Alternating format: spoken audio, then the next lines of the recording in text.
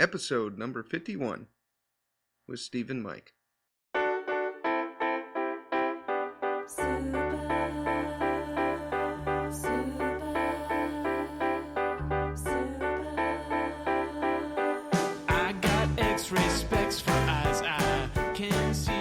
Welcome to the Heads Up Poker Podcast. This is Steve Barton. This is Mike Snyderman. And we're on round 2 right now. How you doing, Steve? I haven't talked to you in a while. Yes, it's been about 4 seconds. I just poured myself a glass of scotch. I'm ready for round 2. Really? Okay, good. Oh, dear. Okay. Hey, you know what? How could you not tell me, by the way? I'm really, I don't, this was major news story, and somehow you forgot to inform me that Anna Kate listened to our show there. She did, yes. You were Steve. I mean, from the beginning, we're joking how, like, you were talking about, we'll get coaching clients, this, that, the other thing. And I'm like, Steve, I just want one hot chick to listen to this show. That's all. That's all it's going to take. I honestly said that, like, episode 1. This is like the hottest chick listening to this. Clayton obviously told her that we talked about her last episode, but yes, she agreed to come on. I won't be a part of that, Steve. I just won't be able to be here. Oh, come on, it'll be fun. I can't manage. But her name is pronounced Kate. We learned, and not Kate. But for some reason, any beautiful woman, I want to add, like, give us some exotic twist to her name too. But anyways, that was interesting, and I had to. You didn't even tell me that. I had to kind of stumble across it. But yeah, that was cool. She follows us now, so I think she'll be on shortly. I think when we have her on, I'll be in my own podcasting room in Oxnard, and who knows, you might be back in Connecticut or something. She might be busy with other things. She's I think she's a contestant on Survivor. Is the next season coming out supposedly? Oh, that's right. Yeah, you told me about that. I forgot about that. We'll have to watch that. Steve, I didn't talk about her before. Steve, please, you're embarrassing me here. Speaking of Clayton, have you been watching the WSOP coverage? I haven't seen him yet. I'm a few episodes behind, but we were so excited to see the guy, and he's such gold. It'd be a shame if they don't have some good stuff with him. No, he got shafted. I called him or texted him. I can't remember, and he said no. He said nothing was in there because I watched the episodes because he said he went out. I think 96th, and I watched, it was like WSOP episode 15, 16, 17, 18, and it went from like 150 people down to like 80, and I never saw him. And I'm like, did really? We miss an episode, maybe? I mean, it sounds like, that's one of those epic sort of tragic stories of poker there, where he goes from big stack to out in a few minutes, where he got, I forget what was it, aces against kings, and then ace king versus queens or whatever the hell it was. He had aces. The guy I think had queens, and he caught a queen, and then like 2 hands later he had kings, and the guy had aces, and he couldn't get lucky. So how is that not make it on TV?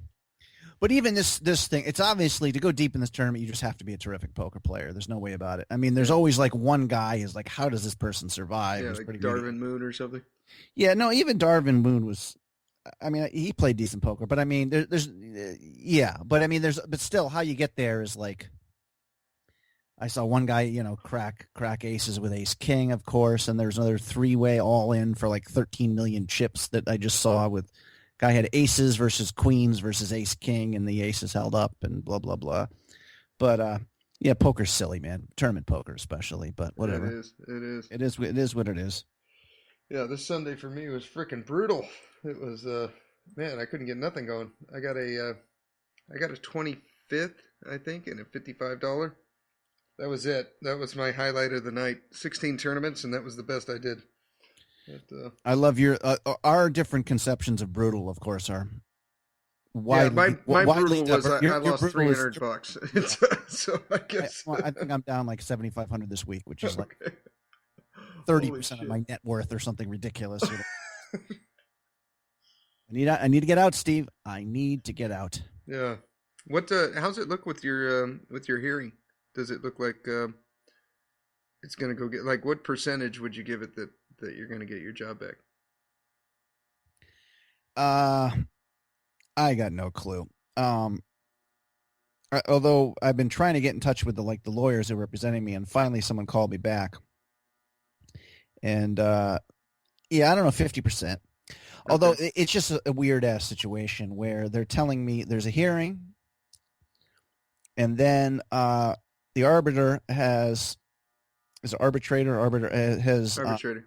yeah, this is someone who supposedly has, who's is not pro union or pro management, but fair, whatever that's worth. But I mean, there's people who've gotten their jobs back for crazy ass shit, who've like assaulted people, Okay. thrown mail out and stuff. So but whatever. I'm not going to get too much in the details, but one thing that my union person told me, which is crazy, is like, listen, they're not going to be happy if you get your job back, and they could make life difficult. Like, one of the things they said they have a right to do is, if you get your job back, say, okay, report to work the next day. The problem is I could be in California at that time. So this is why my life is going to be chaos. So, and I wouldn't have any vacation days to come back and move all my shit and get it organized with my son. So I got this into a little bit the last episode. So I might have to go to Florida and move my stuff in there in my parents' place. In my parents' place. So if I'm hired back in Connecticut, first of all, it's a quicker drive if I have to jump in the car and be there 16 hours later or whatever the hell it is, you know what I mean? And second of all, I'm not going to be paying rent across the country where I can't get my stuff for months.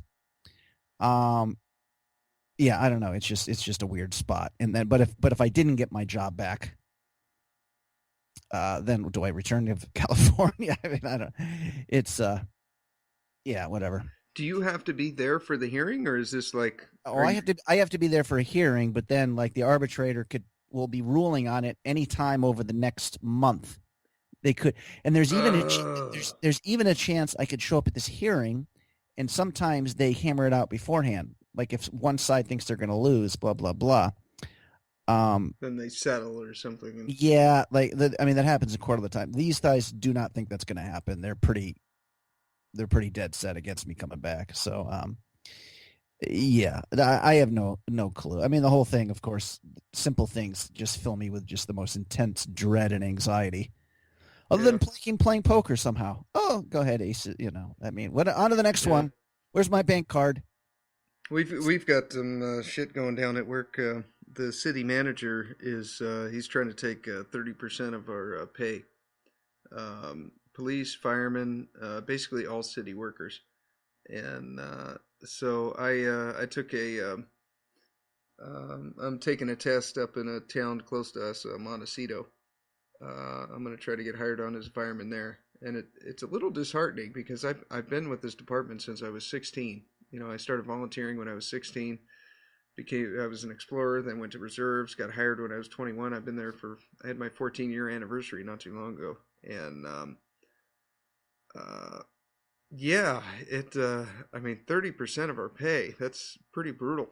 You know, so well, they're all pinched budget wise and all that kind of stuff. Exactly, yeah. So I'm like, okay, I mean, what we're doing now, moving back into the Oxnard house so that at least we have options to sell it 2 years from now. I think that's kind of the safest bet that we could do. But yeah, I took a physical agility yesterday to so that I'm eligible to test for other departments, and that was a little I was a little nervous about that. I literally took it off the couch. You know, I found out about the physical agility 2 days before and signed up for it, and then went down there, and it's a bunch of retired old firemen putting on this physical agility test, and they said the guy that had me, I said, where'd you used to work, and he told me, and I said, oh, okay, and he's like, so you've been training, you ready? And I'm like, no. He's like nothing, and I'm like, well, sometimes I go for a jog in the morning, and sometimes I lift weights, and he's like, oh, okay. And so he's kind of giving me some tips, and I've taken this physical agility before, but it was freaking years ago, and so we go in there, and he's like, all right, man, do your best. And he knew my story and everything. He knew, a 14-year fireman, and I'm taking this because the city I work for is basically going under. And he's like, all right, man, do your best. So I get on the treadmill, and we start doing the thing, and I got to pull the hose, and from the minute I started, I'm in a complete fucking panic. Like, I'm thinking to myself, okay, if you fail this thing, this is going to be like really like you've spent almost half your life, well, more than half your life in the fire service, and you can't even pass a physical agility, right? So this whole time, I'm just flying through this thing, just in a complete panic, almost hyperventilating.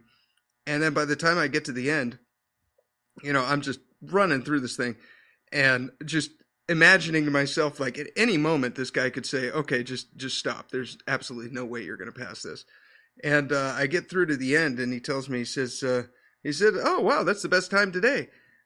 Like, I'm thinking to myself, like, okay. And, I looked down, I had almost 2 minutes left. And I'm thinking to my point, every point along this physical agility, I could have just cruised the entire thing. And because beforehand, I'm watching all these guys come out just completely exhausted. One guy blacked out. And these are kids. I mean, they're like 22 years old. They could probably run circles around me. But somehow I ended up, I think it was just through sheer panic, I ended up passing the thing. So nice work, Steve-O. That worked out well. But Steve, did you have a PUA pickup artist handle? What was your nickname when you were with your students? Did you have one? Oh, no, I didn't have one. Oh, okay. Everyone always had. Have you looked up the pickup artist thing? Oh, I know all about that. Steve. You've seen Mystery and David D'Angelo. Yeah, all those guys. Yes. Yes. I wasn't sure if you had, no. Cyclops or something. Because you have your eye on the prize. One eye. Okay. Well, I was just I was looking if I could call you something other than Steve. But have you read The Game? Yeah, I read that. Okay. Yes, I've read that several times. Have you read David D'Angelo's stuff? No, I recognize the name. I don't. Okay. Yeah, David D'Angelo. His real name's Eben Pagan. He's put out a lot of good stuff on pickup artists. What are some other good ones? So why'd you Jeffries? Why'd you stop doing that? You get bored with it or what? You know what? Actually, could this happen with poker here? You said you were totally obsessed and trying to get into it, and now how do you know you're not going to quit your job and do poker, and then after 6 months say, this game is stupid? No, for me, poker has always been a passion. Ever since I was a little kid. That's true. You've been playing poker for a long time. Yeah. That I don't think will ever go away. I love the risk. I love the gamble. I love the odds. I love the math. I love everything about it. I mean, like, I love magic, and I love magic with cards. Like, a deck of cards just enthralls me. So that'll never go away. The pickup artist thing, I did that for a long time, like 10 years. And I actually, this is getting pretty personal. I haven't gone into this on the podcast, but I went and saw essentially a therapist. I think he calls himself a life coach, but basically it was therapy. And I went there, and I just really wasn't happy with my life, and I told him what I was doing and everything, and within 5 minutes, he pretty much called me on my shit, and he said, you don't sound happy at all. He said, it sounds like you're living your life through someone else. And we got deeper and deeper into it, and it basically all boiled down to, when I was a little kid, I misinterpreted something that when I was little, and it had germinated into this thing of me becoming a pickup artist. And I mean, there was just no end to it. I mean, it got to the point to where, like, when I first started out, I was like, okay, like, how fast can I get a girl's phone number? And then after that, it became, okay, how fast can I kiss a girl? And then after that, it became, okay, how fast can I sleep with a girl? And, going from, like, how fast can I get her phone number, that I got that down to within 30, 40, 50 seconds, under a minute. And then it got to be, how fast can I kiss a girl? And I was able to do the same thing. I mean, sometimes there was times where I would just lock eyes with a girl from across the room, and I would walk over and kiss her. What the devil? Yes.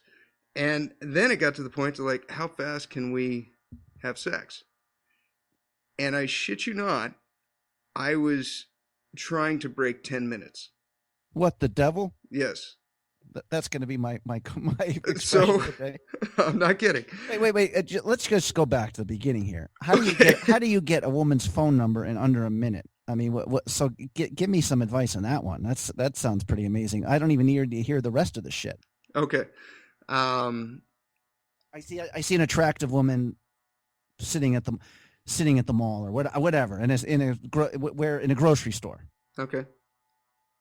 Help me out here, Steve. Okay. All right. From here, what you do is okay. Well, this actually worked. And, although the success rate of her returning your call and knowing who you are after this is very low, but you can get a woman's phone number very, very fast. And all it is you just walk up and you say, you know what? I saw you from across the room and you're beautiful, but I wish I had more time to stay here right now, but I really have to go. What's your phone number? Huh. That's pretty good. And then she gives you your phone number and say, I look her right in the eyes and shake her hand, maybe even give her a kiss on the cheek and say, I really have to go, but I cannot wait to talk to you. And that's it. That's pretty goddamn. That's gold right there.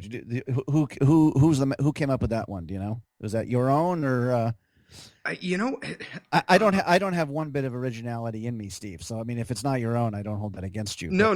I think this is just a culmination of hundreds and hundreds of hours of just trial and error and reading books and talking to other pickup artists and just practice is really what it is. I think that probably 80% of that is 12 other people that I kind of gathered and put my own stuff into. Right. And the other 20% is me. And then I just kept trying until something worked. Pretty good. Pretty badass, Steve. I gotta say. Yeah, it got to the point to where I was, God, I can't believe I'm talking about this. But it got to the point to where I was like, okay, how long will it take me to bang this woman, her sister, her mother, and her best friend? I never got quite there. Oh, okay. Well, but it got to the point of threesomes where I was like, okay, I was working on threesomes, working on closing that out, getting really good with that. And that's kind of where I went to the therapist and I'm like, where the fuck am I going with my life? Like, I don't feel fulfilled. Like, no matter how much I do this, I don't feel like I'm done with poker. I'm becoming a pickup artist. Fulfill this, Steve. This sounds fucking too good to be true, man. I got to sit around and fucking sit at the same bar again and again, getting small talk with the bartender before I finally get the nerve to finally get her phone number. You know what? A big part of it is you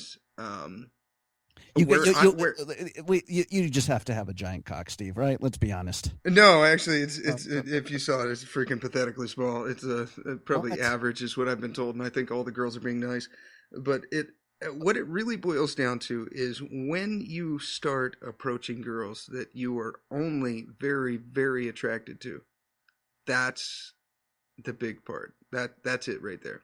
It's like there's girls out there that like they just stop you in your tracks, and you have to do a double take, and you find yourself like stammering when you're around them. Like you're stuttering and you can't like speak straight, and they see that, and they don't want they want the 1% of the guys who aren't scared of beautiful women.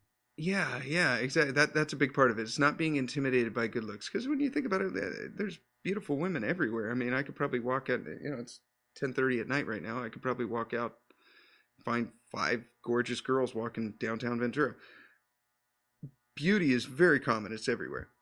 And when you're not intimidated by that, but when you're only like when you see a woman that you're extremely attracted to and you just go up and talk to her anyways, if on the 10% chance that she's attracted to you too, then it just seems to work and it's natural after that. So you just like, once I started only approaching the girls that I was really, really attracted to and just, not even going and talking to the ones that I wasn't, that's when I just started, my success just skyrocketed. And it was shortly after that session with the psychologist that I met my wife. And it was the same kind of, as soon as I saw her, I was just like, oh my God, that girl is so hot. And your wife's bisexual, so you still have threesomes. So it's a happy ending in all regards. It's just a win-win all the way around. Yeah.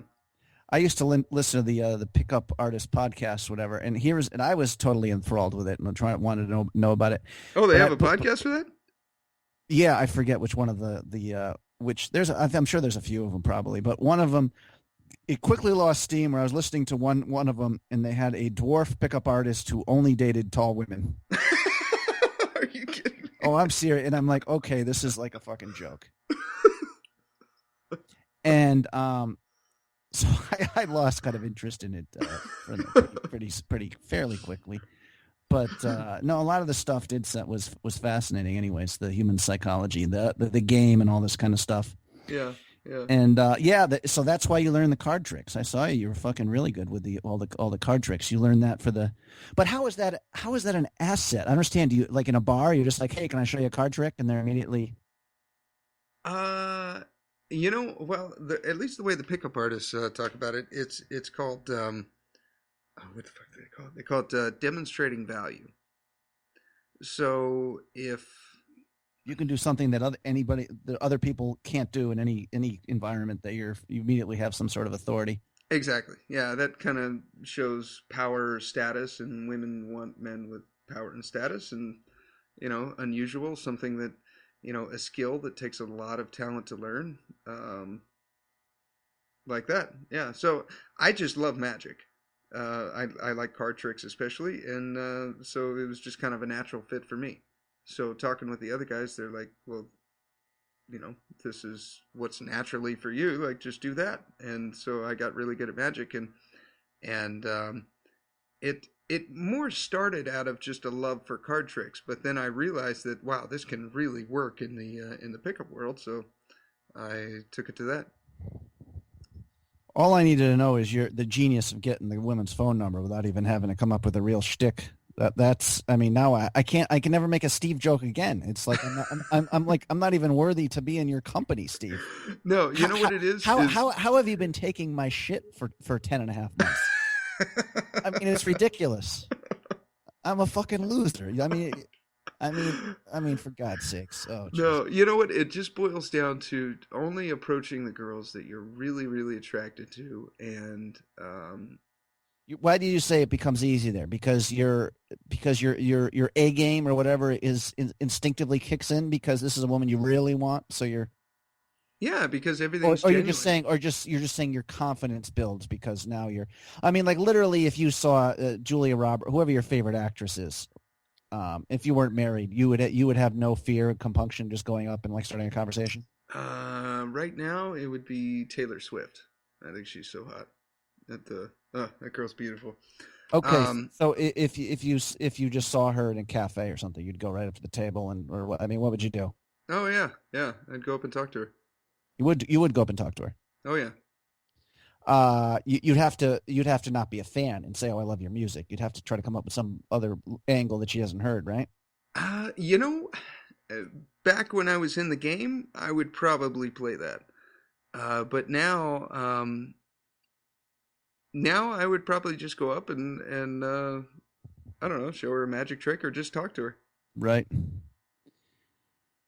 Oh, okay. This is we need to. We need like a 3-part episode, Steve, where I just interview with all the stuff. We don't have to get the lurid details of your fivesome. I feel a little guilty now because I know my mom's going to be listening to this. So I always thought the best part of a threesome would be, I'm old now. You can like take a nap and wake up later, and the women are still happy. Yeah, they're making you a sandwich or something. Steve, you can go to the bathroom anytime you want, and the action doesn't slow down. Not like this podcast where it just grinds to a fucking halt while you go to the bathroom and then chug another 3 glasses of water while you're in there, I guess. I don't know. Oh, yeah. That was man, those are different times. This is fascinating. So, you still got buddies in that world? I mean, they Um, must be like Stevie Boy. What's going on here? You used to be the king, and now you're not well, not really. No, my one buddy that I got into it with me is my buddy Joe that I go traveling with every Mm-hmm. every year, and who I went to Salvador with this last year, and Right. we've been all around the world, and we actually met both of our wives on our trip. Well, he's married now too. Okay. He is, yeah. We met. We went on a trip down to Colombia 3 years ago, and we went on one of those little party boats. And it's like, you go out on the boat at 7 o'clock at night and it stops at 10, and it's basically just a drinking binge fest. You go out there and um, you pay $25 for 3 hours and it's all the beer you can drink. And so we got one of those tickets and we're out there, and I see this little girl in a white dress, and she's looking just dashing. And I'm like, wow. And I saw her and I told my buddy Joe, I'm like, I got to talk to that girl. And he's like, we came all the fucking way to Colombia and you want to go talk to a Chinese girl? And I'm like, I don't know, she's hot. And he's like, well, I like that girl over there. And he pointed out some other girl. I couldn't even see her. I was like, all right, have fun. So we get on the boat. I go right up and I talk to a little Chinese girl who is now my wife. And and he goes off and he talks to the other girl, and 3 hours later is like the night just went by like that. Well, your chick, your wife is she's full blooded Chinese? No. Well, she's half Chinese, half Colombian. So her Oh, okay. dad was Chinese. He came over and lived in Colombia, and then met his wife, my mother-in-law, who is fully Colombian, and they had a daughter who is my wife. Excuse me. And but she looks Chinese when you look at her. Well, she looks kind of Latin Chinese, but she looks more I Chinese. can't. Yeah, I can't remember what she. I remember just thinking she's a hell of a lot better looking than you are. But Yes, what the hell is that girl doing with this guy? I didn't really have to. Yeah. And so we, my wife and I hit it off, and him and Juliana hit it off, and we after that, the two of us, the next trip we went on, a year later, we went back down to Colombia and we visited the girls, and then we flew back, and the girls were flying back and forth from Colombia to see us, and Mm. and This sounds then like this we sounds both like got a married this sounds like a within. Vince Vaughn movie here, man. Somehow. It kind of is, yeah. Where it's We like both got married within 3 weeks of each other, and now he's married to his wife from Colombia, and I'm married to my wife from Colombia, and yeah, we're no longer pickup artists. It's come a couple pickup artists, couple ass spanking soulless hipsters go out to get some bush, and they discover what true love is. yes, yes. But I will say this, like, I feel so much more fulfilled now that, like, as far as my love life is concerned, like, focusing on one person and really getting to know them, and really deep down, I mean, we've only been married a little bit over a year, but I feel like I like this so much more than I do when I was. Nope. I want to be able to bang young bar skanks. Sorry. Okay. You all haven't right. you haven't talked me into it, Steve. Haven't No, talked no, you into no, it. no. Okay. Well, there's like one woman I'll never get over. I mean, that's my excuse. I mean, whatever. I just can't. I already talked about the Russian woman who's like should be someone who I would take very seriously as a permanent mate, but I just like being alone. But anyways, well, Steve, you're like a master of happiness. I'm surprised it was kind of a difficult journey for you on some level, but yeah, I'm sure you don't regret those times though, right? I mean, No, okay. not at all. I mean, Because there's suffering and there's suffering. This is not suffering with a capital S here. This is just not finding your way and being lost, I guess, or whatever. I mean, I'm not trying to no, it sounded no. I mean, like you needed you were not introspective about it and weren't really thinking about what it was doing for you, but no. I'm very glad I went through that, because if I didn't go through that, like, I mean, before then, I was so bad with. I mean, anytime I'd talk to a girl, I was just like, uncomfortable and stilted and kind of gave him the creeps, and I had no idea what the fuck I was doing. So had I not gone through that period, I never would have met my wife ever. Like I would have saw her and probably never even gone up and talked to her on the boat. But because I had that confidence of going through all that, I'm making air quotes right now, training, I was able to walk right up to her and, say hello and I'll never forget. I said, ¿Cómo estás? And she said, I am fine. How are you? I'm like, oh, you speak English. Would you like to see a magic trick? After that, I busted out the cards and right. The rest was history. You're going to have to reach in my pocket and find the cards, honey. Yes. Yeah. My front pocket with the hole in it. See, Mrs. Barton. Deep breath. Calm blue ocean. Your son's a good boy. He was just a little awkward.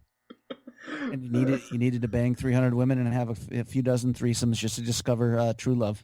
Yes, that's all it was. How can we talk about poker now, Steve? I mean, really. I don't know. I feel like this is an awkward transition. I think we need to stay more with the inner world of Steve Barton here for a few more minutes. I don't know. Okay. I'm sorry. So the first step was get her phone number. Okay, that I see. Now, this whole lock eyes and you could be kissing a woman like quickly. I mean, I want to go step by step here. Okay. Tell me about one time that happened. How does this, basically, most guys like look at an attractive woman and like do a double take, but like the pickup artist just locks eyes with her and makes her look the other direction. Or no, how is that not creepy? Okay. When you say you lock eyes with someone, I'm just like even like the basic. Okay, start from scratch. This is the typical Mike way of asking that question, where I have no idea what information I'm looking for. Okay. All right. The first piece of advice I could give you is to go to Thailand. And this probably sounds kind of weird. Like, what the hell does this have to do with kissing? Oh, yes, it does sound weird. Go ahead. Okay. All right. You have to go to Thailand. And when you go to Thailand, the girls there are especially confident. And they have no hang-ups about sex. None. At all. And when you lock eyes with the Thai girl, she will stare you down. And so it takes some getting used to for this. It takes some practice, a lot of practice, because they're so confident that when you lock eyes with them, you feel yourself getting uncomfortable after 3 or 4 seconds, and you feel like you have to look away. You're like, oh my God, this girl's really pretty, and she's not looking away. I feel like, okay, I got to break eye contact. Right? Right. I experience that every day. Yeah. Okay.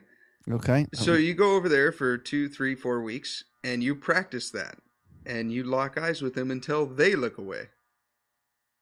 And that can be anywhere from 6, 8, 10 seconds.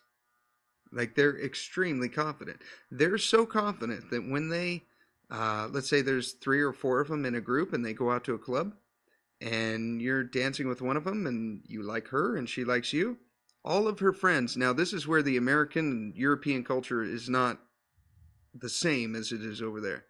They're so confident that their friends are like, okay, go have fun. And they're like, there's no, what's the word, cock blocking. There's none of that. They're just like, go have fun. I mean, okay. I was going to start getting into the history of Thailand and all this reason why Thai girls would be any different than elsewhere, but that would take a while. So let's move on here. Okay. But, all right. So okay. You're in Thailand and you get a couple you get a couple easy hookups. Is this pretty much what you're saying? No, it's more about the eye contact. Well, no, I mean the eye contact, but in terms of building confidence to come back to America to kick some ass. Yes. In this respect. Yeah, you're right. Like when the eye contact moves to something else, I'm sure that really. Yeah. Okay, that's a big part of it. Okay, but so eye contact. I mean, how quickly do things move over there? Like literally, like eye contact. Like you don't even have to like. I mean, don't you have women? Don't you have to make them feel comfortable before they're going to hook up with you? Oh at yeah, all? that's a big part of it. I guess Okay. my point is when you go over there, it will reframe. You, my wife's listening to this. She's not very happy right now. I'm going to pay for this podcast later. Steve, you are MIC, man in charge. Okay. She wanted an alpha male. She got an alpha male. Yes. End of story. Mm-hmm. Okay, sorry. Okay. So basically, when you go over there, it will give you confidence that you can't get in America or Eastern Europe, as far as I've seen it. Now, after that, you come back to the U.S., and now you're a pro. You're the prize. When you lock eyes with a woman, almost all of them, even the prettiest girls here, cannot do the same. Does that make sense?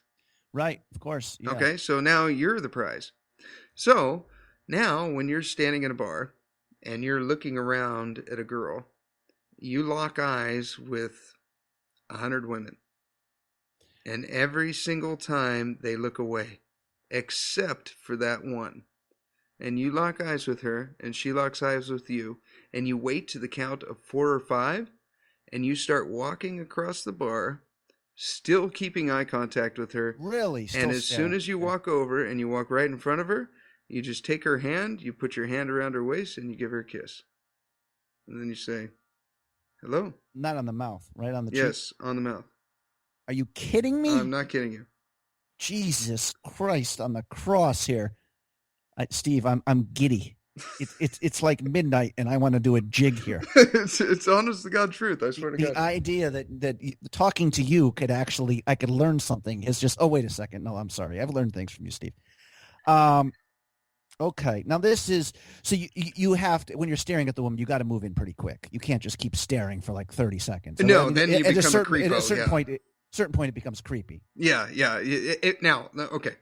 A lot of guys used to ask me this when you would, like, aren't I just going to come across like a creep? And they're like, okay, I look at her and then she looks away and then I look back and then, okay, yeah, you become a creep when you're the guy that's standing across the bar and you just keep looking at her, but you never go over and talk to her. Then yes, that at that point you're a creep. But if you lock eyes and then immediately go over and talk to her, okay, then you're never a creep. I gotcha. Right? So okay, the point is you have to instantly go. I'm asking the right questions here, Steve, right? You can sense you got something to work with here at least. Right? No, you're on the right track. I mean, okay. You're freaking light years ahead of what I used to work with. Wait a second here. See, I've like hooked up a lot of women, but I'm tall. Well, that's either a huge blessing or a huge curse. It depends on how you use it. Oh, it is. Well, I mean, I'm not total. At bars, I'm not afraid of women. I'll go up to them, but like this idea of just being able to kiss, like to just get the ball rolling right away, especially I don't know, man. I would have to see to believe it. Yeah, that's what everyone said. A little bit. Like I can see like grabbing her hand and putting your hand on her waist, and immediately So, I mean, have you ever gotten smacked when you do that? The other woman put her hand up in your face and pushed you away or whatever, or no? No, I don't think so. I'm trying to remember the biggest rejection. Or is your vibe so good where like if you put her hand on her back and she didn't respond immediately in a way, you'd know. This is you know what? I take that back. There was one time where I misread the situation, and after a date, I went to go in for a kiss, and she just like did the full like startled deer in the headlights look and like shook back, and so I did get that. But as far as like getting a drink thrown in my face or slapped or anything, no, I never got that. Huh. Okay. I mean, it's okay. If someone came to you now, let's pretend this is the fire department fired you. Okay. Poker was dead end. Let's say you were trying to make money as a pickup coach here, and you're trying to help. Okay. All right.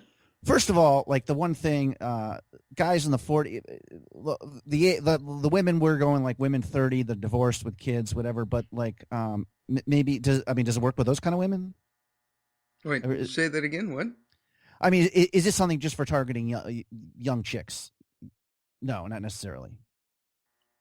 Well, I guess you were always okay. I mean, I was always going for the girls that were younger than me, so I may be a little biased in that area. But right. Well, I guess that's what I'd be going for anyways. But like the thing that frustrates me that I know is just like my roommate here is real good with chicks, but I mean he'll put a lot of time in, like buy them 4 or 5 dinners, and I just like I'm just like I just can't do it. No. I'm not going to put all this. I mean, just from like the online dating thing, the whole Match.com dinner whores or whatever the jokes they are. I just want to get guys to buy dinner. Here's the key with Match.com. Okay. What you do is you set up your profile. You put some interesting pictures on there. So get a picture of yourself, a selfie, and go to hotornot.com. Okay. Right? Put a bunch of pictures on there.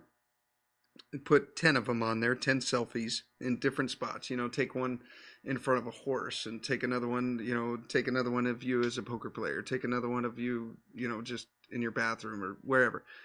And find out which one gets like a 9.0, 9 out of 10.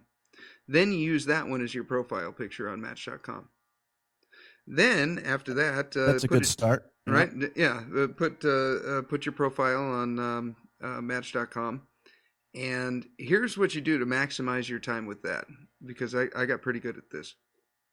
Is go to Match.com, and once you start getting hits on there, like just email all the girls that you're attracted to, and then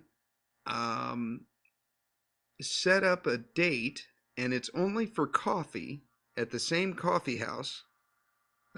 Set up a coffee date like at 4:30, and then another one at 5:30, and then another one at 6:30. Wait. So you get 3 dates out of the way inside 3 hours, and you make sure that they're gone after half an hour, because sometimes they show up early. Okay, so you knock them out right away. We're getting ahead of ourselves. See, if I'm sitting down at a table with a woman, I can sort of confident in myself. Like I'm having trouble getting to that point right now. So how do you set it? Because I've done a couple of the dating profiles here, and I've got the good pictures of myself, and I'm like, I'll contact women who aren't even like super hot. Well, don't do that. Only contact the ones you're attracted to. Yeah, but that's the problem. Is there's lots of guys who are attracted to her. She's getting 100 a day. She is. So how do you get the date with her? Well, via your profile and your what's your intro on Match.com? Is it pretty basic? You're very attractive. There's no, I would never mention how attractive they were. I would say something to the effect of, hey, I was looking over your profile, and it looks like you and I have a lot in common.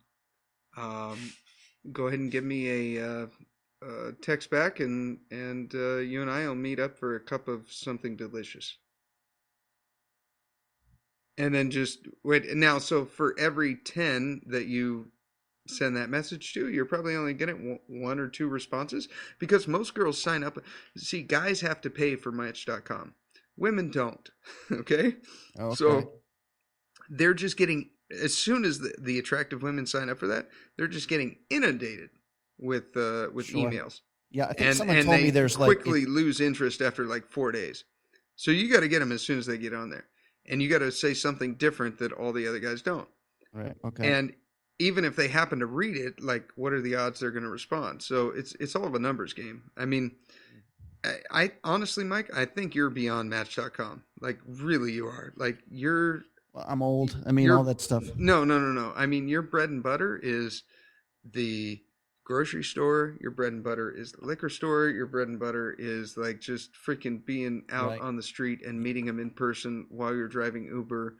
Like, that's you. God damn it. I told you that model / actress I had in my car, and she was kind of checking me out, man. I should have.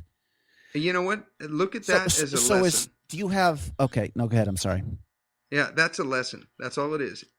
Look at every single girl is a lesson until you meet the one that you're supposed to meet. That's it.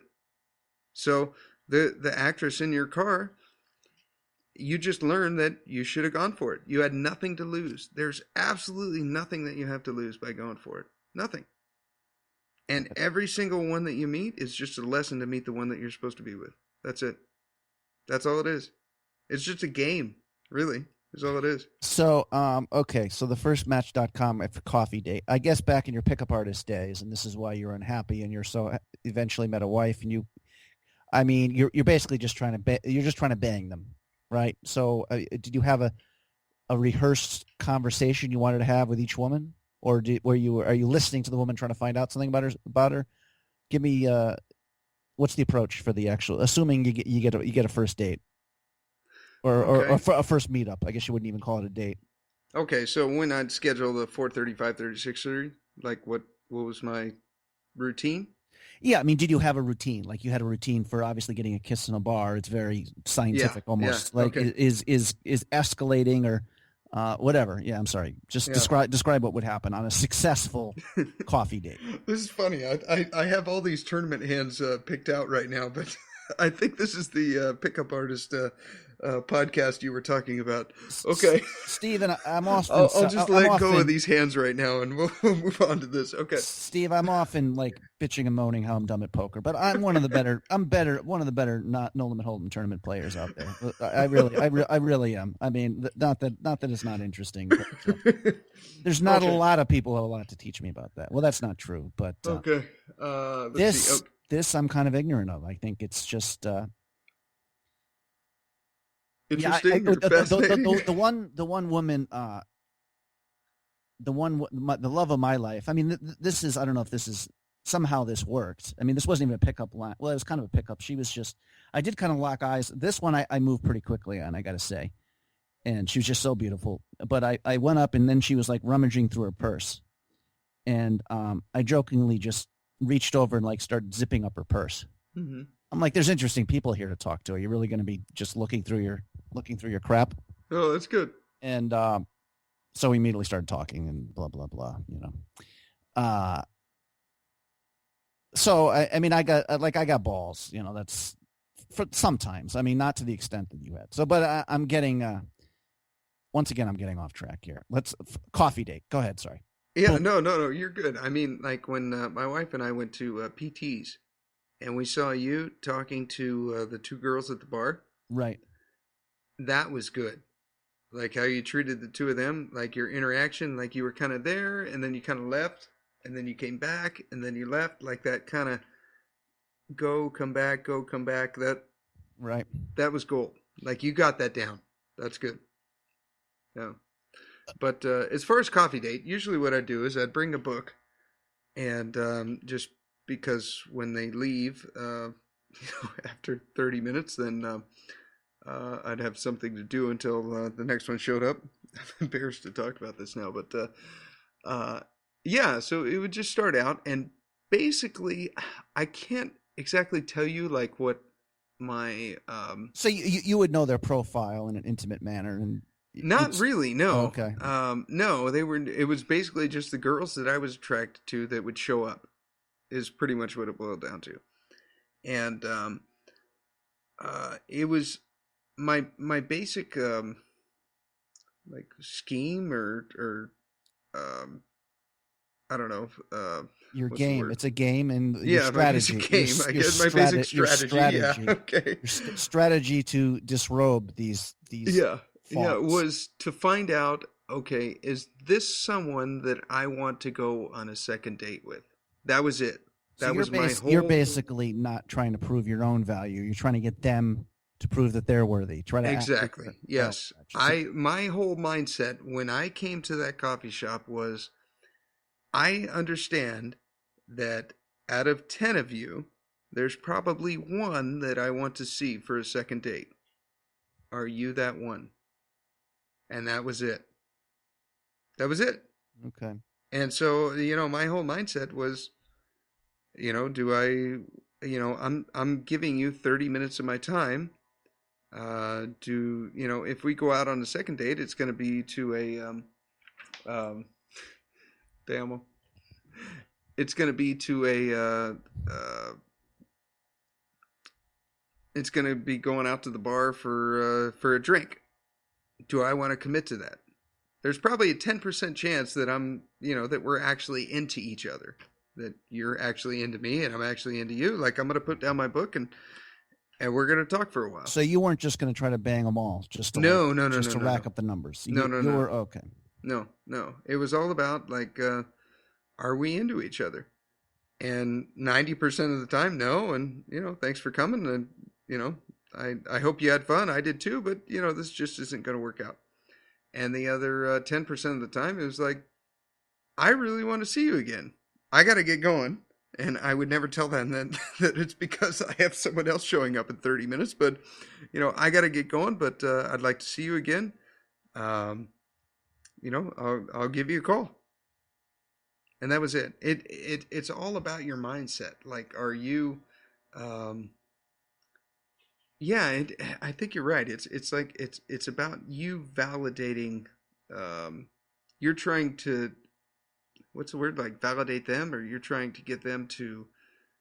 They're trying to prove themselves to you. Yeah, an attractive woman. Normally, it's the guy's just like desperately trying to show that he's worthy. Yes, and you're flipping it around, basically saying, "Okay." Yep.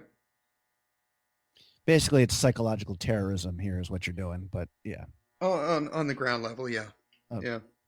Yeah. Okay, should we move on to second date? Okay, second date. Okay, now this was early in the stages. This was before I was able to... Let's go back to the one. I mean, I had probably, back when I did Match.com, I probably had a half dozen of them where we would just go home the first night. Okay. So I guess I'm sort of, like right now I'm just so out of the... But like I said, when you're young, it just feels like it just happens. Like a lot. Well, I was always working in bars and that kind of shit too, or just people are drinking and da.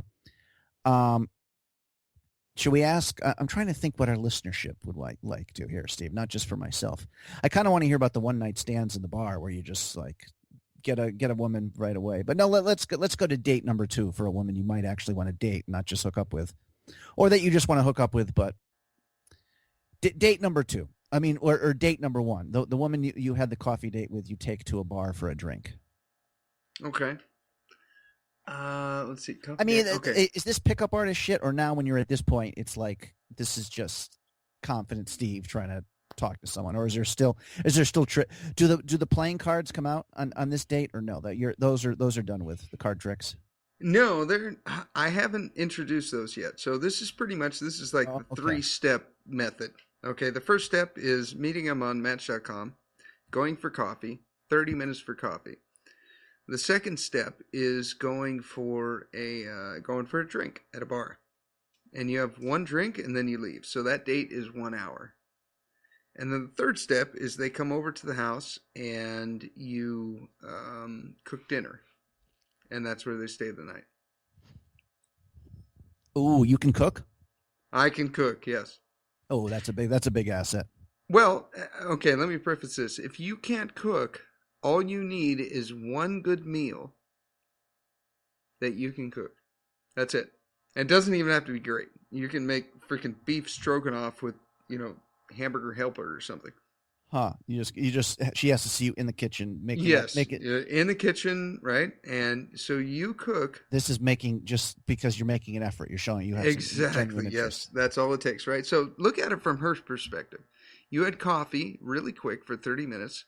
Then you had to run. You're busy, right? You left.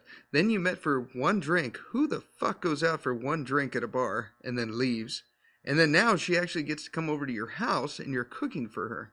Like, this is a busy man. This is somebody, wow, he knows how to cook. Wow, the meal was amazing.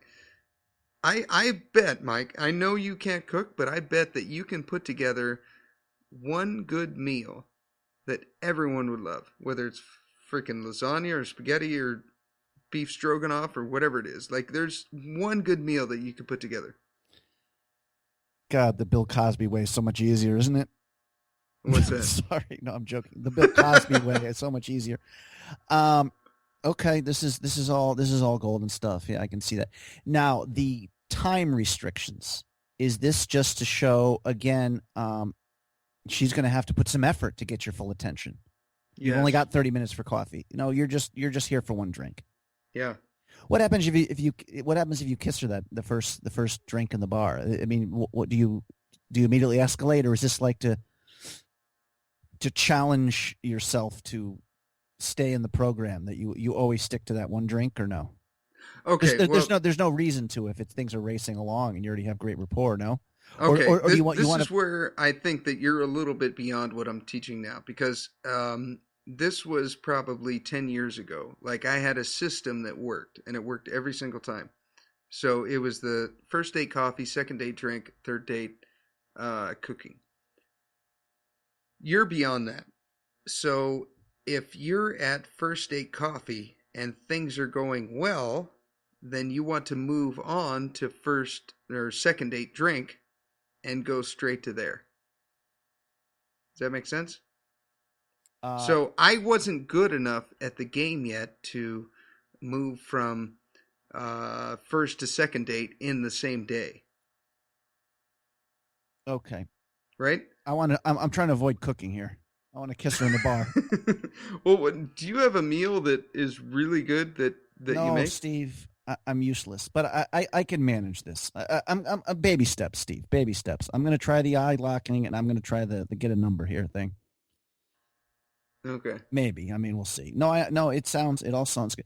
The time restriction thing though just seems crazy though. If you got this woman who's just super hot and like she's, like you said, the first date went well and she's really eager to impress you, blah blah blah. Okay, well, you have the first drink. I mean, I would just kill myself to get out of there. But I mean, if it's got to be done, Steve, you're the expert. Well, no, that's the thing is I think you're beyond that. This was before I could ever lock eyes with a girl and walk over and kiss her. This was way before that. So I don't know if I'll ever try that.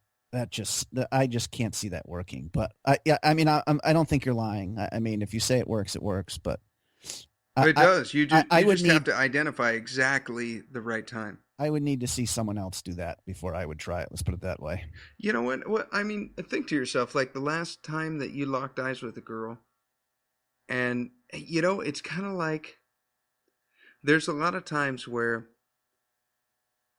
you lock eyes with her, and then she kind of locks eyes with you, and she gets uncomfortable, and then she kind of looks down and smiles. That's the open ticket to just walk in and go talk to her. Right?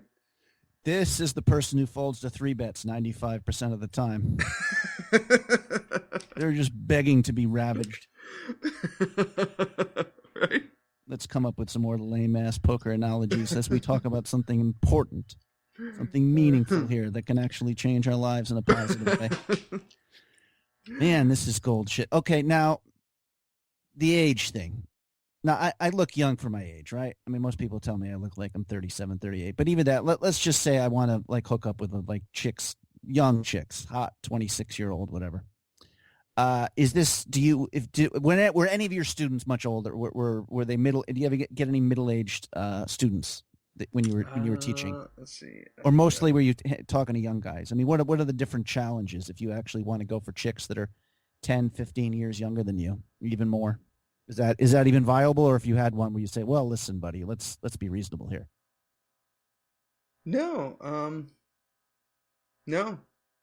The oldest one I had, I was 30-ish, I think. Okay. 30, 31, and he was like 42. I think it is different. If I saw I think it would be so unique for like the 22-year-old girl who's never seen something like this. I can see someone eyes lock with her and just. Anyways, I'm just thinking about the. Yeah. Do you ever read romance novels? No. Okay. Well, read a few of them. Okay. And those will give you some serious ideas. To the female. Yes. Dreams. Yes. There we go, Steve. Jesus. How do I not think of these things? Just read a few of them. You can get for $1. Left foot, right foot. Yeah. one forward, then the next one forward. I mean, some of this stuff, this should be just come instinctively, really. But yeah, Yeah. wow, this is mind blowing here.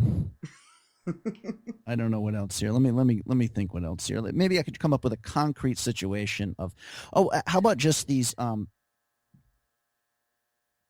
women at my son's school? They're all around. Some of them are single. Okay. Yeah, there was one who I was walking. Yeah, I don't know. She was with her kids, first of all, and I was with my kid.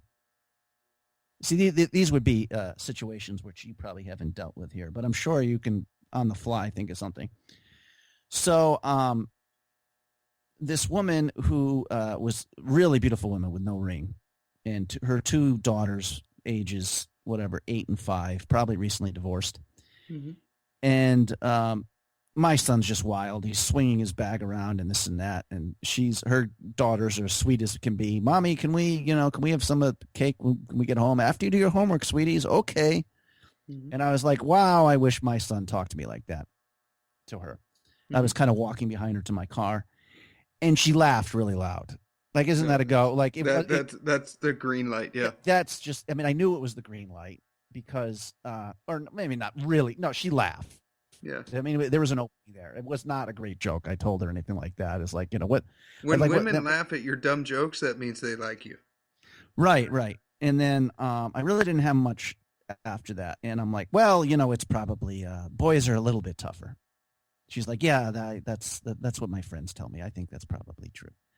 And then there was like just an awkward pause where I could have continued the conversation with her, but I'm like, Jonah, what are we doing today? I wanted to show her that I was an affectionate, loving dad, which I am.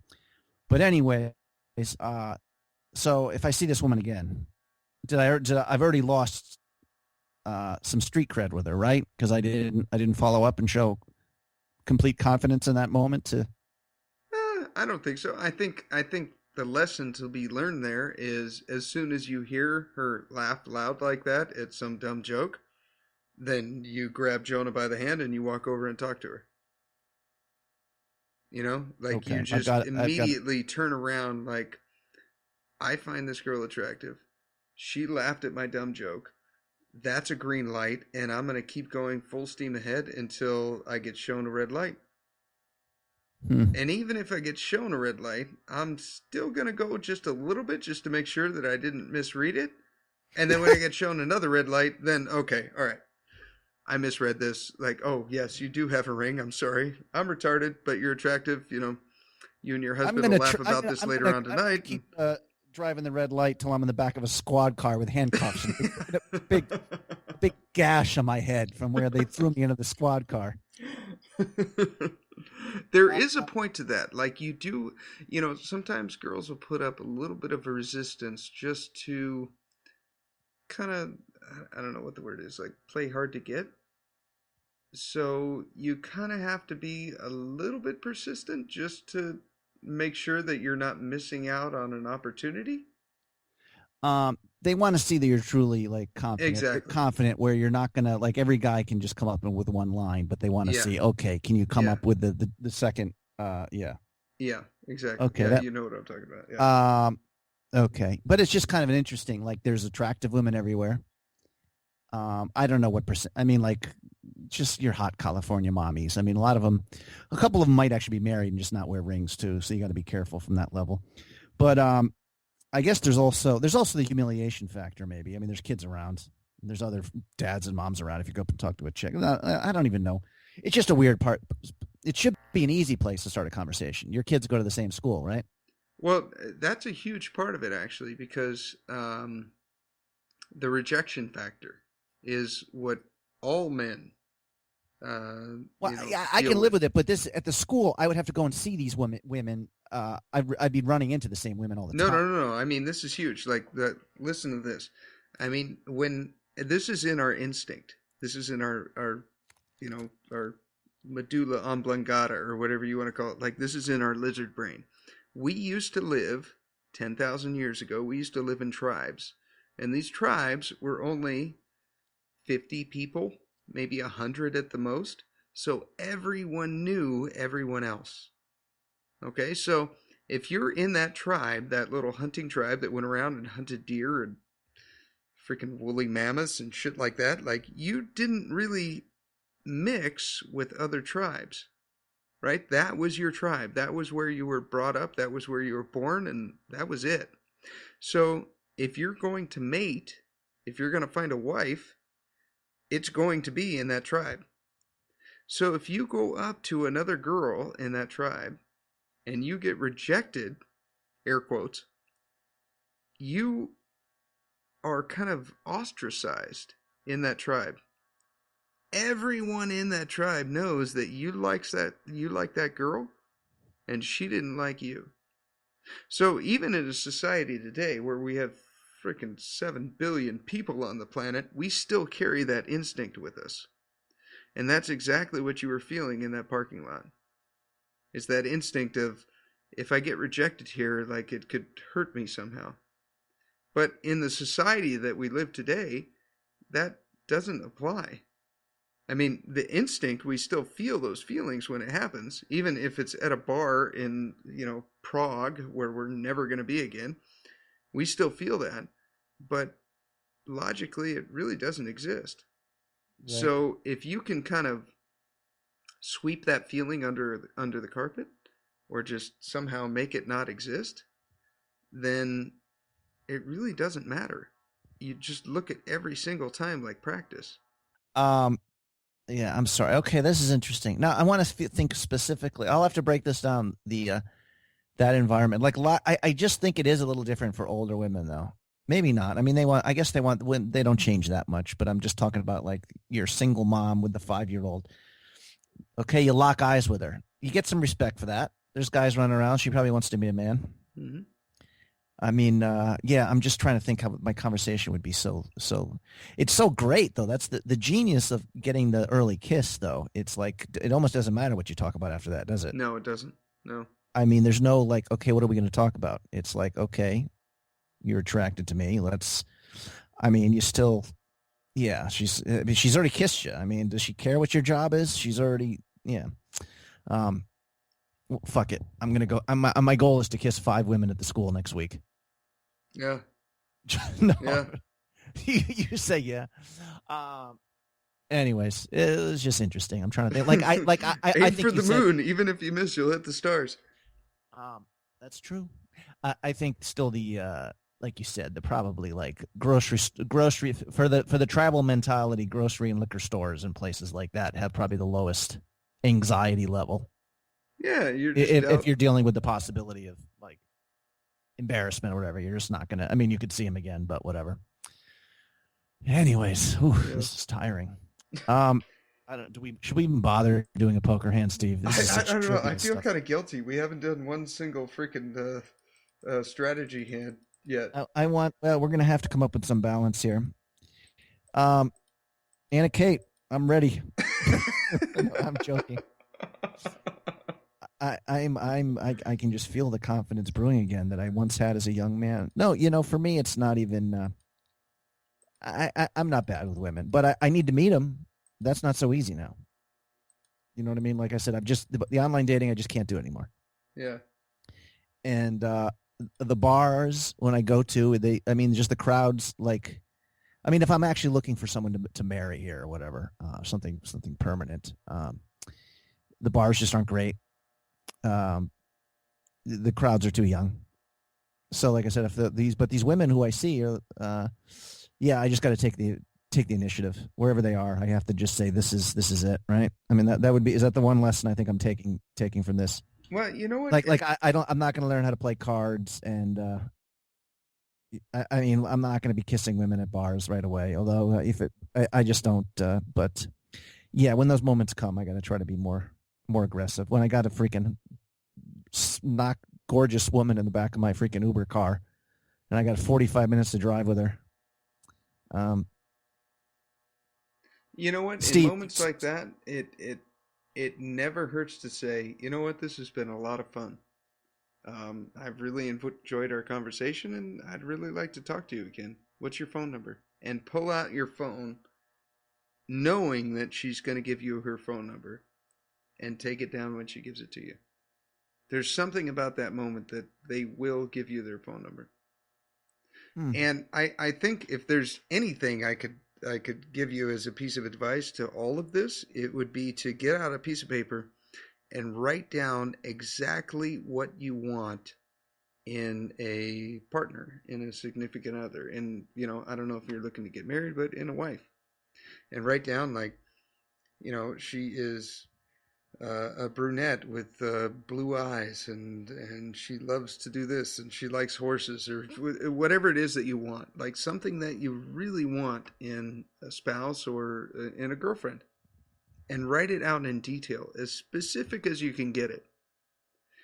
And what'll happen is as you go out and you meet a lot of women, all of a sudden a girl will come along that meets everything that you've written down and that you've read and written down, and you'll notice it. Whereas if you haven't written that down in detail, you'll see her and the moment will pass and it'll be gone forever. Huh. So at least that will create opportunities that were never there before. Right. Does that make sense? Right. Yeah. I think, yeah. I'll get back into this here. I gotta like during the daytime. Like I don't know how many women who I've hooked up with I've met during the day. Like I said, just living that bar life for so long, living like a frat boy till age 30. You're just gonna hook up a lot of chicks if you're working in bars. Yeah. People just want to have a good time. And why did you say being tall it can be a liability? Well, it's either a huge blessing or a huge curse. How is it a curse? If you lack confidence and you're a tall man, it seems just really sickly and lame. Okay, if you're extremely tall, I'm not extremely tall. I mean, I'm 6'4", but well, you're pretty fucking tall. Okay. Okay. Anyone that goes to our website, by the way, a little plug here, HeadsUpPoker.Poker. If you go on there, you'll see a picture of Mike and I. I'm 5'10", and I look like a fucking dwarf compared to you. So, if you're extremely tall and you face a girl, like you're 180 degrees to her, right? So you're face to face. Right. You're basically towering over her. I mean, there's not too many women that are 6'4", right? No. Not too many, right? Okay, so when you go and talk to a girl, the best thing that you can do as a tall guy is stand next to her so that you both are kind of like at, if you were to draw like an angle in between like where the two of you are focusing, it would be like 45 degrees, at the most 90, but never more than that. So you're basically standing side to side, but you're both kind of angled towards each other a little bit. How do you lock eyes when you're side to side, Steve? No, you look at her in her eyes. Okay. Right? Whenever you're sitting down at a restaurant. So there's a lack of physical comfort, you think, for taller guys if the woman's looking straight up at you, is what you're saying, pretty much?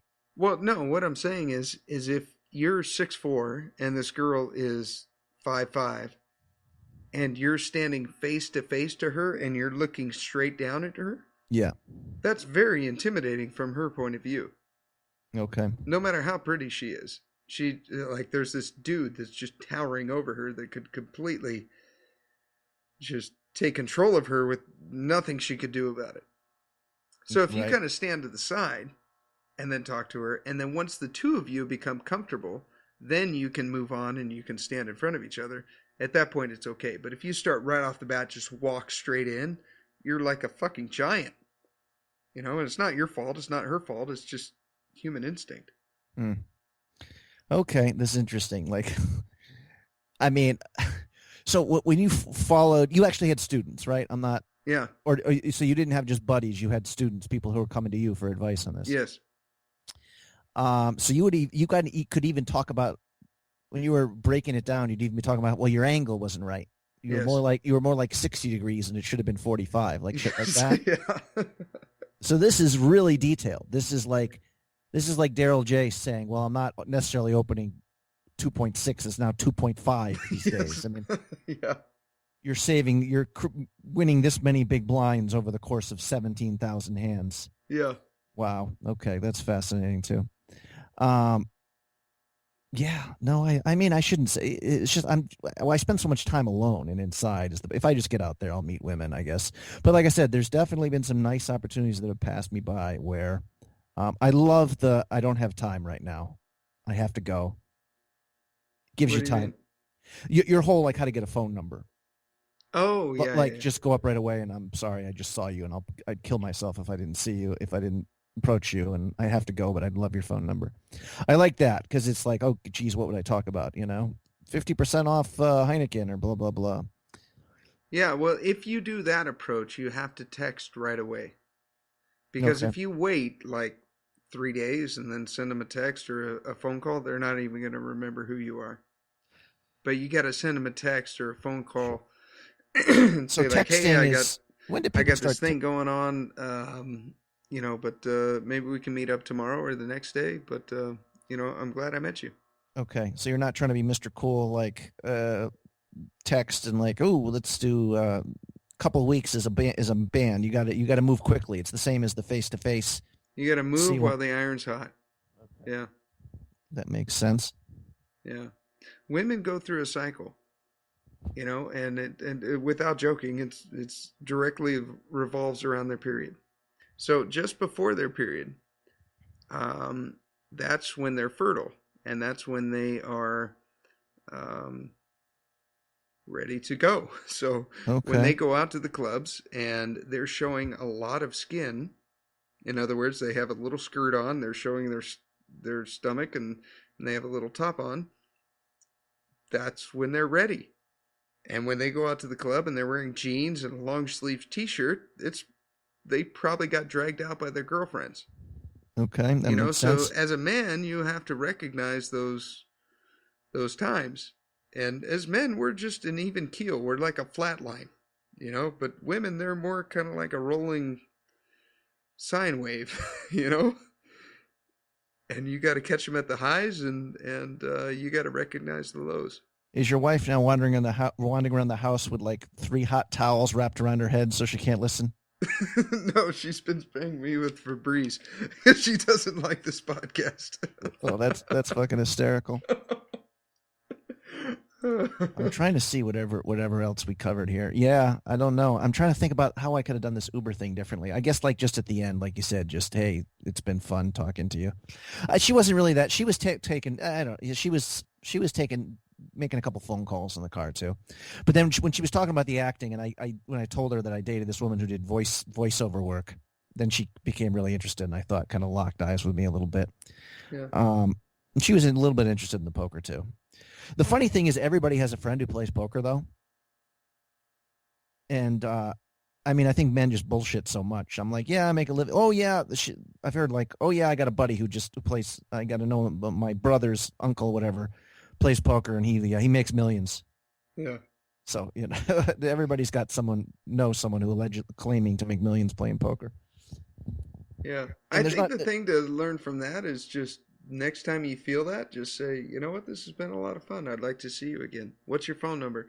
And as you're saying, this has been a lot of fun, you're digging into your pocket and you're pulling out your phone and you're firing it up and you press a little swipe to the right to make sure that your phone's open.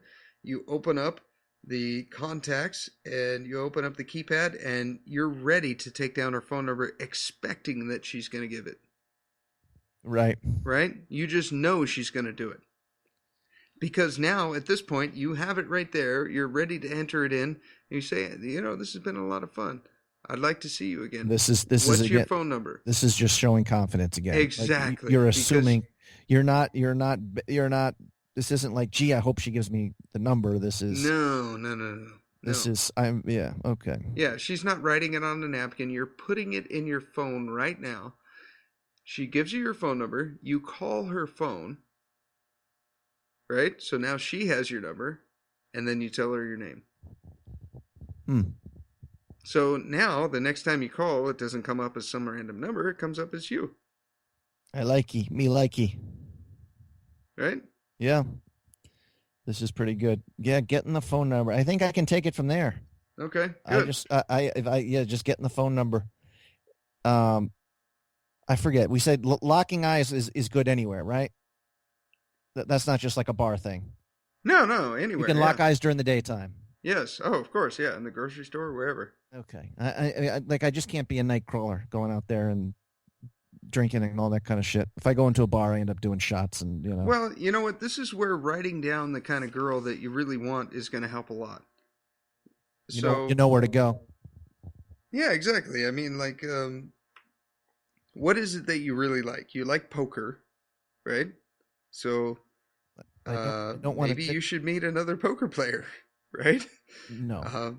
Just go to places where you like doing things. Maybe there's some things you like with your son. You like not baseball, basketball. Maybe you'll meet another girl that likes basketball. Basically, just put yourself in places where you enjoy doing things that you like to do, and you'll meet girls there. And from there, it'll kind of be natural because you both already have something in common. Right. Yeah, I don't know. Like I said, yeah, it was just so easy meeting chicks and doing. I mean, I always had a hot girlfriend, but yeah, I've been kind of a half of a basket case for 10 years here. So something needs to change. Or I could just give up. That's a legitimate option too. Just focus on being a good father and just being a good son, and that's if something falls into my lap. No. This has inspired me though. I think I'm gonna try something here, and if I don't, then I'll just never mention it again. That's option 2.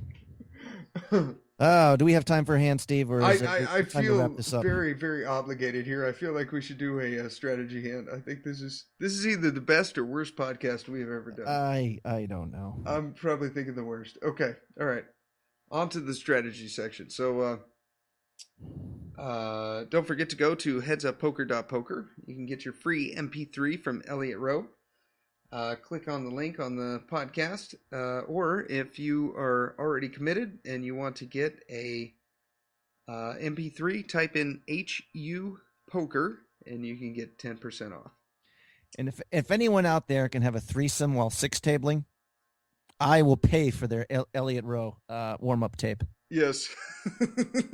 Let's shoot for the moon here, Steve. As you said. Okay, let's do it. Okay, hand, please. Okay, I'm sweating. Right. Okay, the blinds are 40, 80. We're in the big blind, and we have ace of spades, jack of hearts.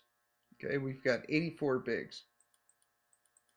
Okay. It folds around to the, let's see, that would be the cutoff hijack. It folds around to the hijack. He raises to 180. He has 57 bigs. Okay, then it folds to the small blind who calls. And we're in the big blind with ace of spades, jack of hearts. We got ace jack offsuit. Total pot is 440, and it's 100 for us to call. What are you doing here? Well, again, I liked how Daryl J said, we said, can we ask you some questions? He's like, as long as you don't mind me saying I don't know. Yeah. A lot, because that's such an easy way to, for all the mumbling we do, just I don't know. But obviously, like anytime we have, Carlos is like immediately asking all the HUD questions, like how often what's the VPIP of the guy who opened the pot, and the fold to 3-bet and all that kind of stuff. My first instinct is I want to squeeze here. Okay. We're certainly ahead of the small blind calling range, or should be. Yeah. And basically, if you just flat more often than not, you're only going to win the pot by just by hitting the flop. Where obviously you 3-bet, you got a better chance of taking it down. And ace jack's a strong hand, especially against the late position open, and it doesn't flop terrifically. Terrific. Although I'm trying to. I hate 3-betting out of position a lot of times. It just seems to cause a lot of problems. But I don't know, Steve. I'm still thinking about the woman in the back of the Uber car here. Let me break this. Let me think about this. 440 in the pot, 100 for us to call, and there's a raise from the hijack. Let's just pretend this is a live tournament, which I feel little stronger with. Okay. If I haven't 3-bet yet, I'm 3-betting this every time. Yeah. Beyond my VPEP or how many hands I've played. If this is like, so that's all I can say about that. Regardless of how good the table is, this, that, the other thing, I'm 3-betting. So I don't know if it means the same thing, but depending on how many hands you've played, and of course it's so different playing online poker. You could fold the first 17 hands, but the game flow is less relevant than if your opponents are guys who are hutting it up and know that you're an 8.5% 3-better or whatever. But yeah, I like the raise. Okay. I like that too. Okay, if you're going to raise here into a pot of 440, the hijack raise to 180, blinds are 40, 80, and the small blind calls. What are you raising here to? 675. Okay. I don't know. That was the first thing that jumped to my mind. No, I was thinking 555. But yeah, that's on the smaller side, I would say. Think so?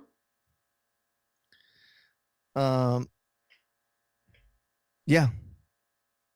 I mean, you say it's usually out of position. It's going to be 3x.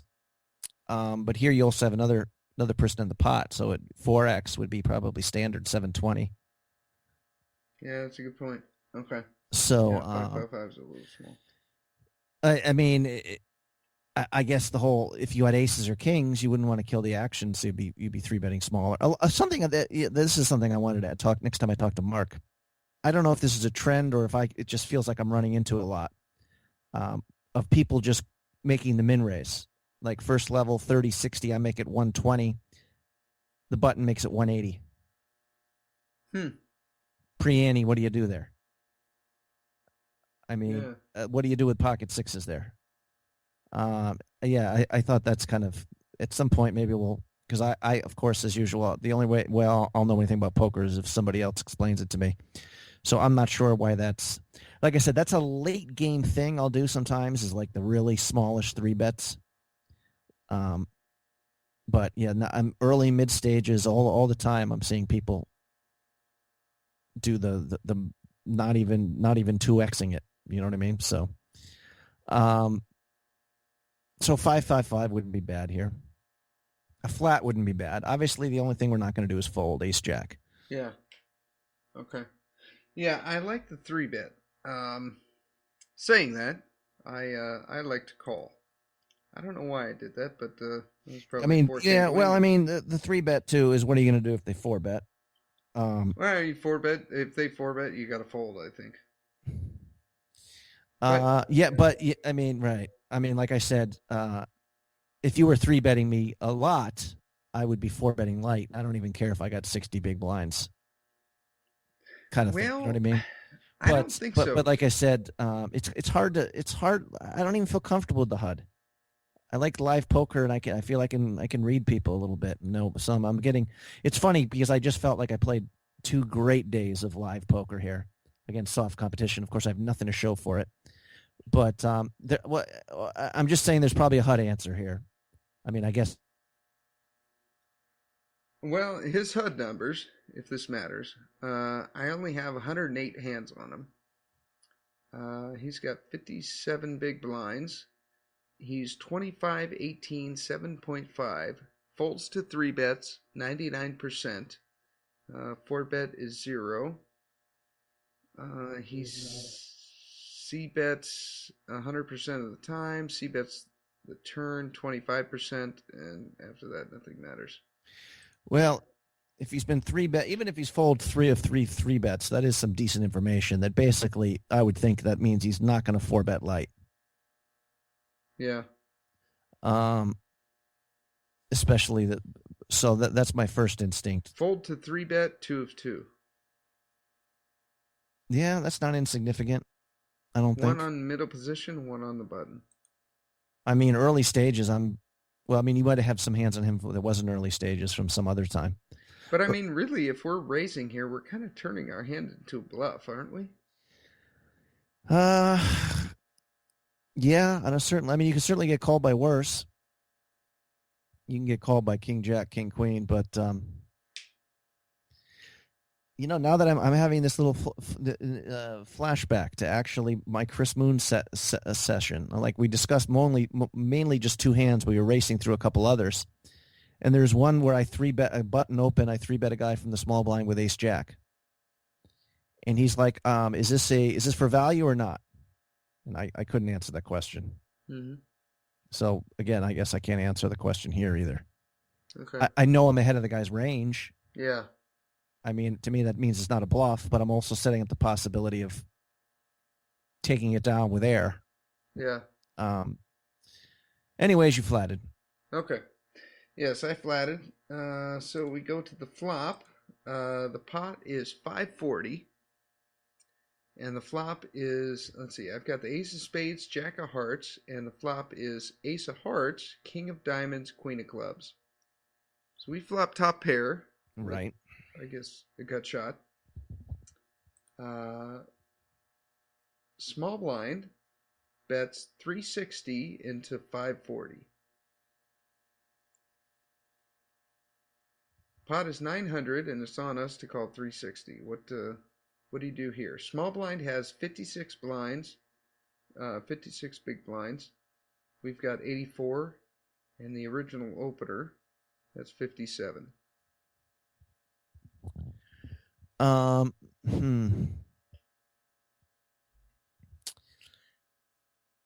think I'm going to raise fold. Okay. I don't like flatting here because then what happens if there's a deuce on the turn? You got to call again. I don't know if this is right. That's just I always try to just go with my first instinct here. Not that it, like I said, just for the discussion purposes, is I make it 955. Okay. And they should be shove or fold here. I mean, two pair, they should be shoving weak aces. I mean, you could say, well, you don't want to get weak aces out of there. They might fold king queen here. I think there's just a lot of value taking it down right now. Yeah. I guess this would be another one where I don't know if I'm raising. This is, I guess, raising to know where you're at is something that's kind of a archaic notion. This is one of those spots where I hate to like call three streets where I'm not the aggressor in the hand. Yeah. My instinct is always to be the one who's pushing the action.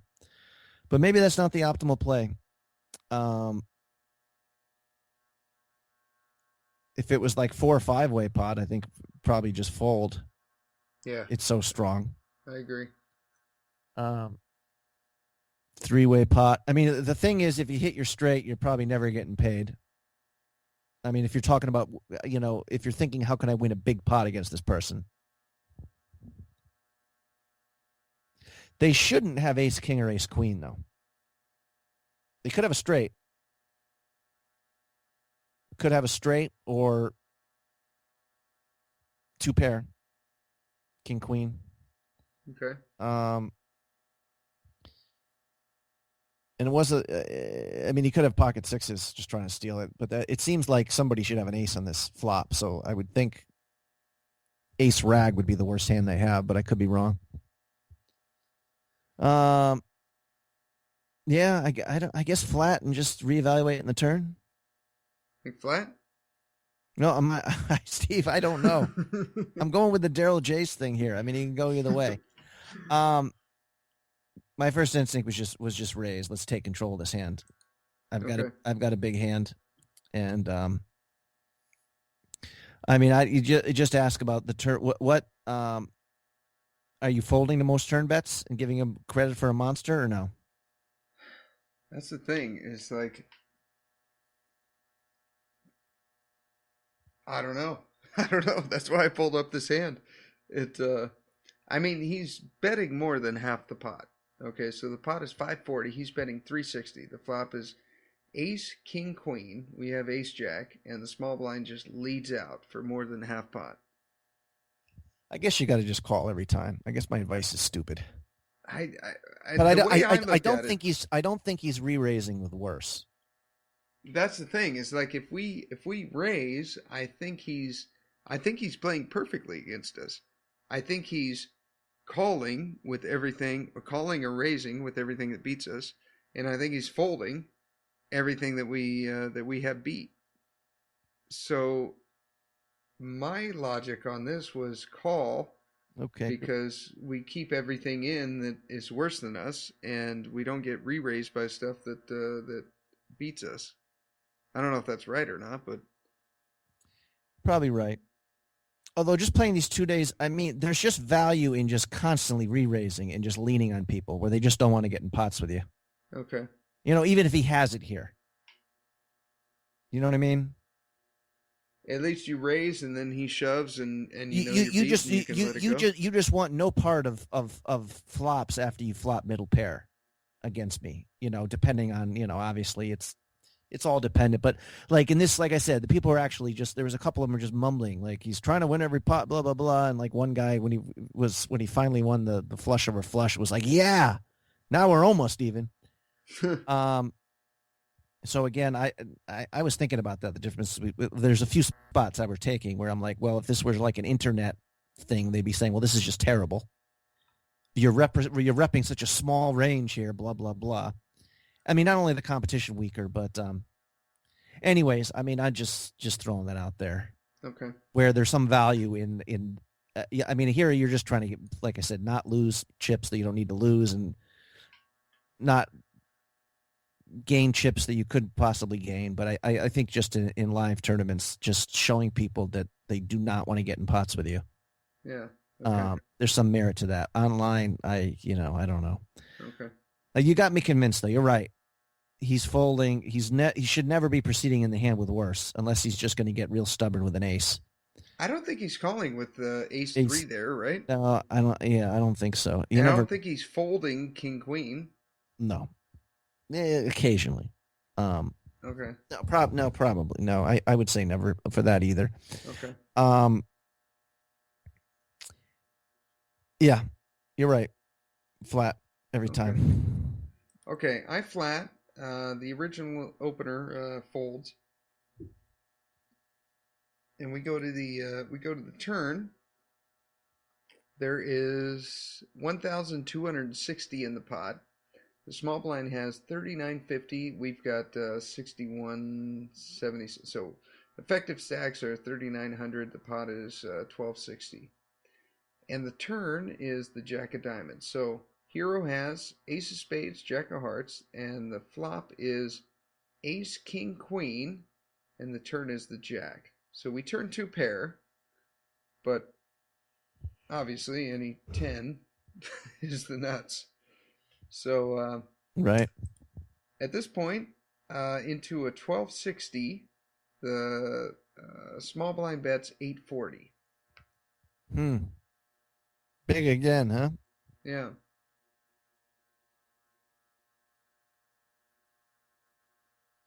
Well, they're setting it up so they can almost shove their whole stack out on the river, huh? I mean, yeah.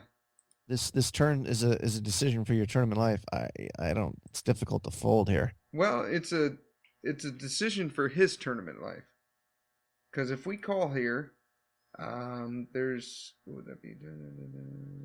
29, basically $3,000 in the pot, and he's got 3,100 behind. Just to be clear though, if you call here, are you calling any river bet other than something that has a king or a queen in it? I would think so. I mean, a king or a queen possibly gives them a boat, obviously. Yeah. Or trips or whatever. Well, trips probably never. I don't know. I mean, again, he could have had king 9 for God's sakes, I guess, at the beginning of this hand. King might be good here. Let's see where I'm at. And then people just flat. And I mean, it's unlikely. I'm just throwing that out there. I mean, I hate to fold the hand is what I'm saying if he's got some bluffs in his range. Yeah.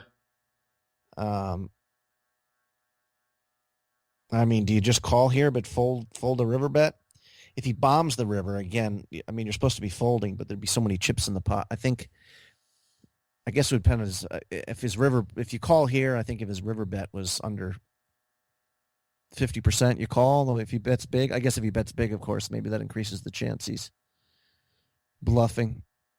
I don't know, Steve. Okay. What was your thinking at this point? I mean, if he bets, I mean, does he ever have ace king here? That turn card should scare him a little bit, right? Yeah. I mean, can we steal it here? Can we get him to fold his 2-pair or set? See, my thought here was, and I don't know how right this is, but okay, so the turn is the jack of diamonds. Now there's 2 diamonds on the board. So it's ace of hearts, king of diamonds, queen of clubs, jack of diamonds. And at this point, and I don't know how many hairs I'm splitting here, but like I have the ace of spades. So I would be, I think, less likely to call this if it was the jack of spades instead of the jack of diamonds, because now it puts a possible diamond draw out there. And so all of his ace of diamonds, X of diamonds make a lot of sense, right? He was Right. betting with the ace on the flop, and then now he just turned a flush draw. And so now he's feeling very confident, and he's like, you know what? Even if I don't have the best hand, I can get there. And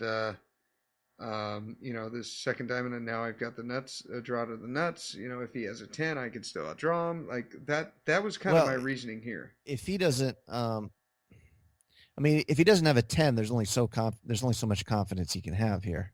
Yeah. I mean, so yeah, I don't know. I mean, I don't know how much the flush would be at the top of his mind. The top of his mind, if he flops top two pair, would be this guy just might have sucked out on me. Okay. And not like, okay, I got the flush draw, I'm getting ready to go with it. Because if he's got 2 pair and a flush draw, he's still only, well, I mean, that's a lot of outs, but he's less than 50% to win and go to the river if for some reason you have a straight. I'm incoherent, Steve. I'm tired. I will defer to your judgment here. So you're thinking this turn card puts a few more bluffs in his range, essentially, or a few more hands that you can beat. Kind of, but then a part of me is like, okay, all right, is he betting a weak ace here, just hoping I'll go away? Is he representing the 10? Is he betting something like King Jack that just got there, but I've already got him beat? Is he betting King Queen? Was he really leading Ace King on that flop? Was he only calling Ace King from the small blind? I can't put him on that. I would think that he would 3-bet Ace King from the small blind. I would think he would 3-bet Ace Queen from the small blind. So I'm kind of taking those out of his range. He could, yeah, flat aces or kings would be more likely than Ace King or Ace Queen. Yeah. I just feel like he has a 10 here or nothing. Or nothing. Well, maybe not nothing. Maybe. Yeah, I mean, yeah, I guess I don't see how you could fold. Okay. But I'm worried you're just drawing now to. Drawing to split, or drawing to 4 outs for a boat. Yeah, pretty much. Okay. I don't. If you call here, it's going to be really hard to get away from it on the river. Yeah. Like I said, other than the king and the queen are the only ones that I can think of. Like, well, okay. Okay. Because then you're beat by a full house and full house trips and the straight. So, yeah. Oh my goodness. I'm sorry, I just saw a mouse run across my floor. Jesus, fuck me gently with a chainsaw. Really? Just a little mouse. He's probably more afraid of you than you are of him. Okay. I end up calling. When he's chewing on my nutsack tonight. That will be his victory, though. I'm sorry. You called. Okay. It's hard to disagree with that. Okay. I call. The river is the 3 diamonds. So I've got ace jack offsuit, the final board is Ace, King, Queen, Jack 3, and the diamonds are the King of Diamonds, the turn was the Jack of Diamonds, and the river is the 3 of Diamonds. So backdoor flush got there. Into a pot of 29.40. Villain bets 14.70. So I guess that's a half pot bet. What do you make of the sizing there? That he's not. I mean, if he's got you ranged properly here, you've got 2-pair quite a bit, and 2/3 pot. You if he's got the nuts here, or if he's got a 10, you should be calling a lot of big bets. So do you think that's significant that he didn't bet 1900? That his bet sizing is the first thing that jumped out at me there. Okay, well, he bets half pot. Right, but he had bet 2/3 pot the previous 2 streets. Yeah. So I don't know, but yeah, I mean, especially if you tanked on the turn, and he wants to get value from his nutty hand, he's probably going to bet a little smaller anyway. So I don't know, but the bet size immediately is the first thing I thought of. I think I did tank on the turn. Yeah, I don't know about tank, but I think I took probably 8 or 10 seconds, which I guess online is a tank. Okay. So I again, people are putting false tells with it, but I do put some merit in that kind of stuff. So if you tank a little bit on the turn, then you don't love your hand maybe, and if you're trying to get 3 streets of value, you might have to drop the number a little bit. But I don't know. For some reason, I'm getting the feeling this guy flopped the nuts, but I haven't got a clue. But how much is in the pot? How much do you to call? There's 4,400 in the pot, and it's 1470 for me to call. So I'm getting. Yeah, you got to call. Okay. I mean, he could even. Well, he can't really be. He can't be value betting with worse. I'm trying. He's not still firing away with King Queen. I mean, if he is, he sees it as a bluff. Yeah, I mean, really, in terms of him having a 10, doesn't he almost need Jack 10 to lead out there? Wouldn't like Ace 10 or King 10 or Queen 10 want a check call? I would think so. I mean, even Ace 10, you're like, oh, somebody might have 2 pair. Let's play this cautiously. So that's I guess that would be my thumbs up good news that he doesn't have that many 10s in his range. On the other hand, he has put a lot of chips in this pot. I 1,400 to win. To win 44? I mean, you only have to win 1 out of 4 times here. Yeah. I mean, you do the hand 4 times, you're right once, you win 4,400, and the other 3 times you lose, you lose 4,300. And I mean, I think we're going to lose a lot. Well over 50% of the time here. I don't know. A jam is kind of sexy here. Okay. I mean, he might have had runner flush here. That would kind of suck, but I mean, whatever. I don't know, Steve. I don't know. I mean, I don't like calling the turn for the most part if you're going to fold the river. Okay. Unless, like I said, the king and the queen were my first instinct with the only hands I would fold the river to. Yeah. That was my first thought, and that's not what this card was.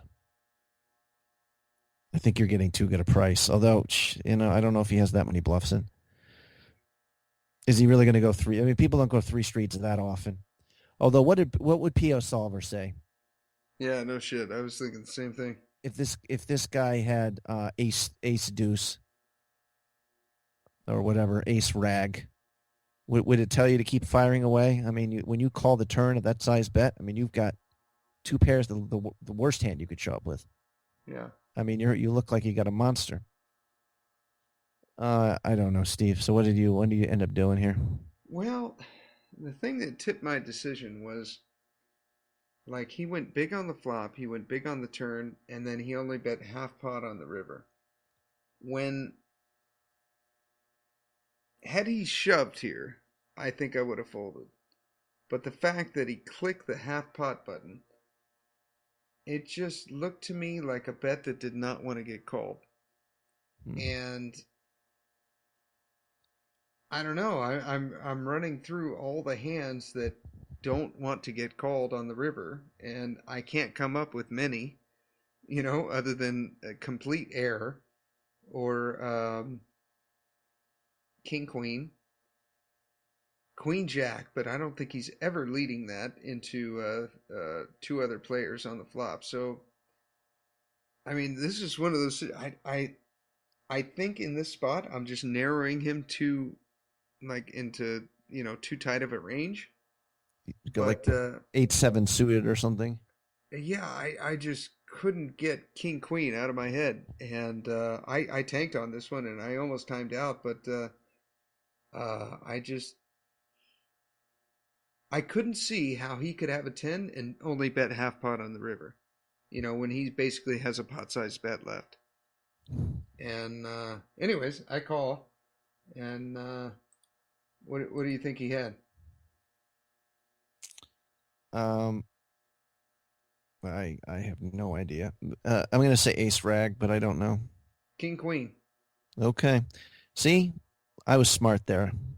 Kind of. I mean, I never really know what I'm talking about, but I knew that king and queen were going to be fold cards of the river. Yeah, you called that one perfectly. I want to go over this hand with Mark and see what he thinks.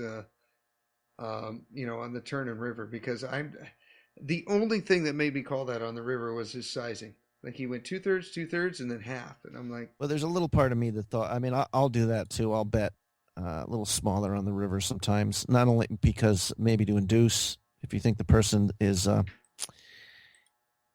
if you think the person has missed a draw or something, yeah. This wouldn't be that kind of board. But you bet like small, and yeah, I mean that was my first or one of my first reactions. I don't know what his river bet was.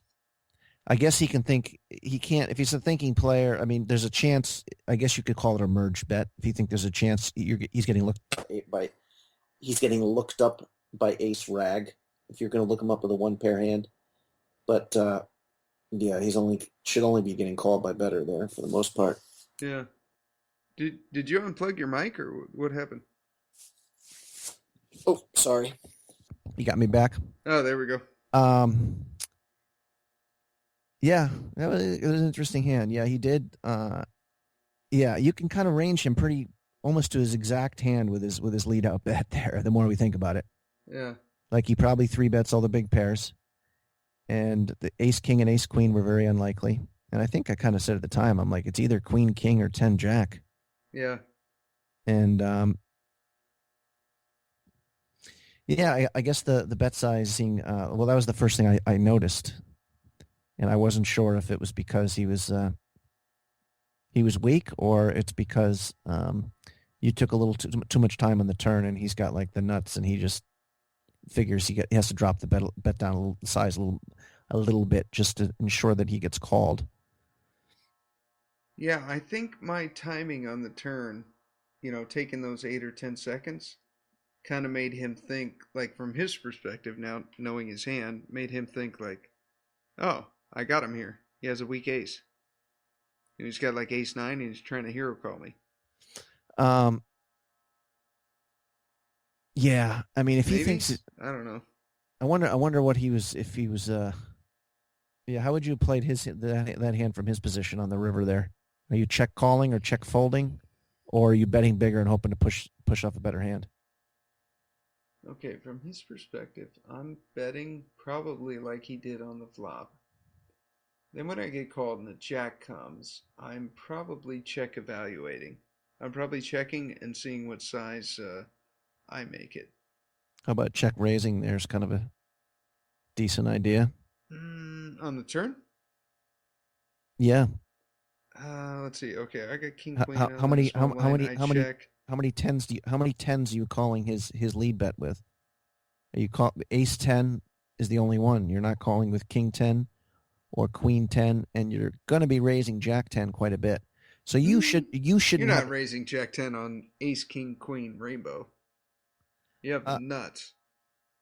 Yeah, no, I guess right? I guess not. But if you put them on 2 pair, no, yeah, I guess you wouldn't. But like I said, I don't think you have that many 10s in your range. So he can rep a 10 maybe better than you. Yeah, that's a good point. So I might consider check raising that turn. Even check raising, though, I mean, like, you're turning, like, 2 pair into a bluff there on a... I don't know. That was such a funky hand. I like throwing more chips in the pot, Steve. What can I tell you? It would have worked on this hand for sure. It would have, yeah. You would have folded. That's all I know. Yeah. The river is tricky. As he played, I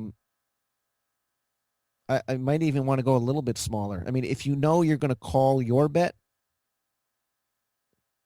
if he's planning on calling your bet, if you were to check, then rather than risking you betting 1,800, then why not bet small, bet 1,100 here, save yourself some chips. But blocking bets on the river, I don't know. I mean, you would have checked. You would have you would have checked behind on the river, right? If he checked, yeah, I would have checked. Yeah, for sure. The flush draw got there. Well, backdoor flush draw got there. Any 10, yeah, I'm checking behind. Yeah, I mean, he's given you just too good a price to call. I guess. If he shoved there, I'm folding. Yeah. Right? Wouldn't you fold in that spot? I mean, he overbets the pot. Any 10 makes a straight. Backdoor flush. Yeah, I mean, I don't know I forget the stack sizes. I think an overbet there. If you were super deep, like the overbet, if you guys each had 6,000 your stack and there was 1,800 in the pot, like I would definitely consider like putting half my stack in. But his shove at the river is only like a pot size bet for pretty much, right? Pretty much, yeah. It's a little bit more than a pot size. So bet. You're still getting 2 to 1 on your money. Pretty much. So he still only has to be bluffing, not that often. So yeah, I think yeah, it was a good call, Steve. I guess this guy gave some, but I mean, if he bets 1,800, don't you still kind of have to call?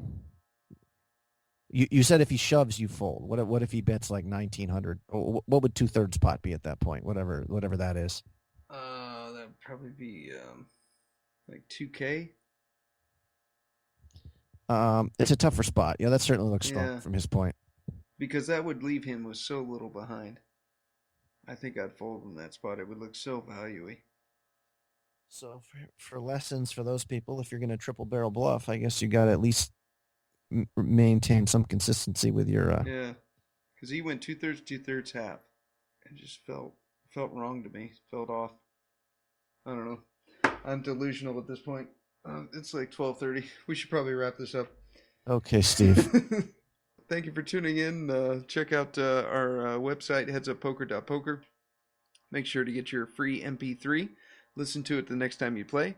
And enter in your code HUPoker at Elliott Rose site. You'll get 10% off. Thank you for tuning in. And here is your weekly motivational speech.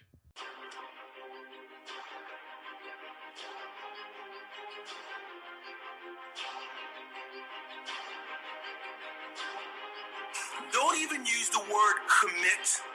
Don't even think about the word discipline. Just do the thing every single day, whether you feel like it or not. I know you're not living up to your full potential. I know that all your energy, all your strength, all your skills, all your capabilities, you're not operating on 1,000%. If you're watching me, I know there's still some things you can do, some limits that you can push. You in your life, you need to take it personally. I want you to cry right now. Whatever change in your life that you want to have, that you must have, you need to take it personally. You need to cry. Your finances are low, cry about it. Cry about it. Take it personally. You're overweight, take it personally. I want you to cry about it. Whatever is going on in your life, whatever is going wrong, I want you to take it to a whole new level, and you must make this change. But imagine, if you will, being on your deathbed and standing around your bed, the ghost of the dreams, the ideas, the abilities, the talents given to you by life, and that you, for whatever reason, you never went after that dream. You never acted on those ideas. You never used those talents. You never used those gifts. And there they are, standing around your bed, looking at you with large, angry eyes, saying, "We came to you, and only you could have given us life. And now we must die with you forever.